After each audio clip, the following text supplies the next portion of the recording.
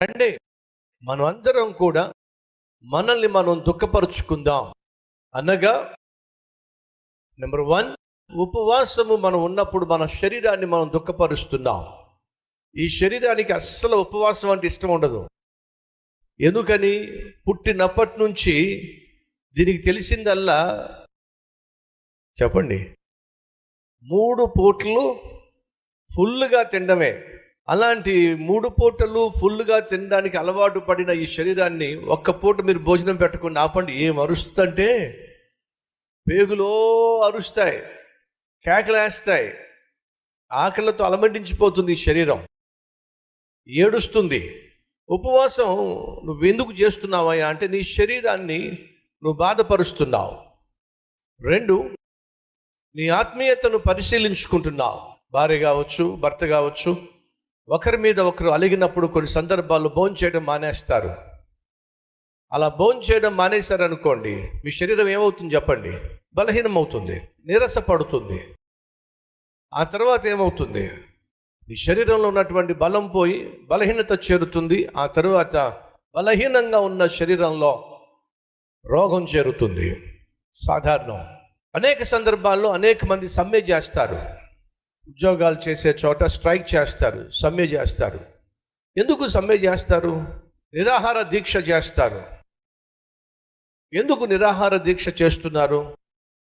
మాకు జీతాలు పెంచటం లేదు, మా జీతాలు పెంచకపోయినట్లయితే మా కుటుంబాన్ని మేము పోషించుకోవడం సాధ్యం కాదు, మా బిడ్డలను చదివించుకోవడం మాకు సాధ్యం కాదు, కాబట్టి మా జీతాలు పెంచండి.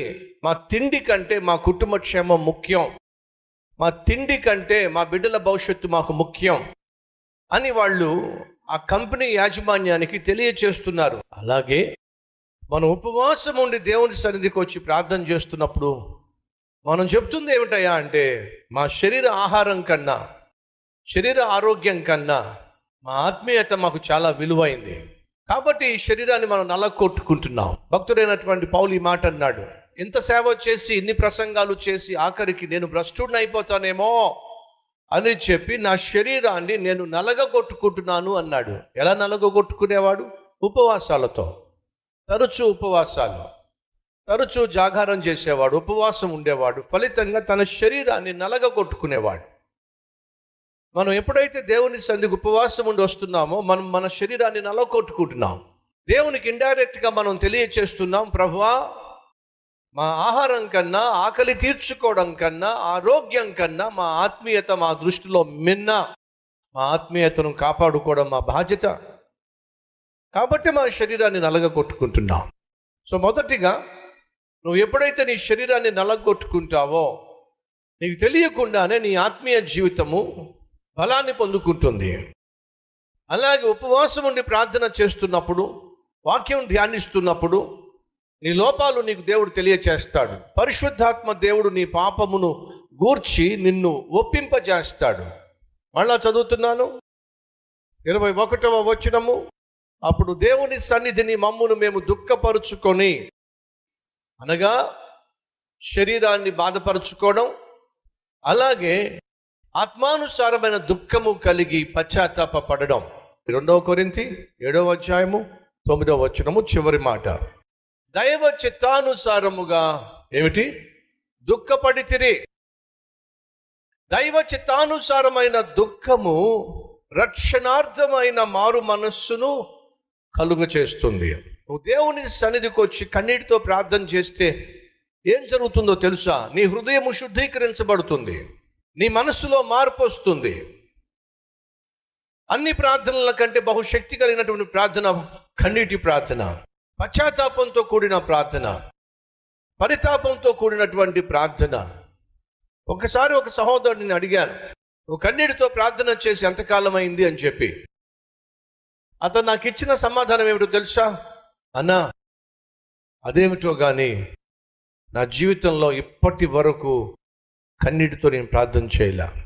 జీవితంలో ఒక్కసారి కూడా కన్నీటితో ప్రార్థన చేయలే. ఈరోజు మన మధ్య ఎవరైనా ఉన్నారా? జీవితంలో ఒక్కసారి కూడా కన్నీటితో నేను ప్రార్థన చేయలే.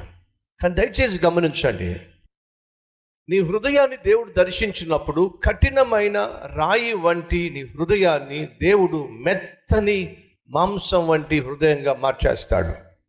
యెహెజ్కేలు గ్రంథము 36వ అధ్యాయము 25వ వచనం చదువుతున్నాను. మీ అపవిత్రత యావత్తు పోవునట్లు నేను మీ మీద శుద్ధ జలము జల్లుతును. మీ విగ్రహముల వలన మీకు కలిగిన అపవిత్రత అంతయు తీసివేస్తాను. ఏమంటున్నాడు దేవుడు? అపవిత్ర యావత్తును పోవునట్లు మీ మీద శుద్ధ జలము జల్లుతా. 26వ వచనము, నూతన హృదయము మీకిస్తా, నా ఆత్మను మీ అందు ఉంచి నా కట్టడలను అనుసరించు వారిని గాను నా విధులను గైకొను వారిని గాను మిమ్మును చేస్తా. మొదటిగా మిమ్మల్ని శుద్ధీకరిస్తా, రెండవదిగా మీ హృదయాన్ని మారుస్తా, మూడవదిగా నా ఆత్మను మీలో ఉంచుతా, నాలుగవదిగా నా వాక్యానుసారంగా మీరు జీవించులాగున మిమ్మును మారుస్తా. మన హృదయము స్వతహాగా పాపిష్టి హృదయము, మన జీవితము స్వతహాగా పాపిష్టి జీవితము. నీ మనస్సు సహజంగా పాపమే చేయాలని ఆశపడుతుంది. అలాంటి మనస్సు పరిశుద్ధంగా జీవించాలి అని అంటే, పరిశుద్ధత కొరకు ఆకలి దప్పిక కలిగి ఉండాలి అని అంటే, నీవు కలిగి ఉన్న ఆ పాపిష్టి హృదయము మార్పు చెందాలి. ఎవడైనాను యేసుక్రీస్తు నందు ఉన్న ఎడల వాడు నూతన సృష్టి, పాతవి గతించెను, ఇదిగో చెప్పండి, కొత్తవాయను, సమస్తము కొత్తవాయను.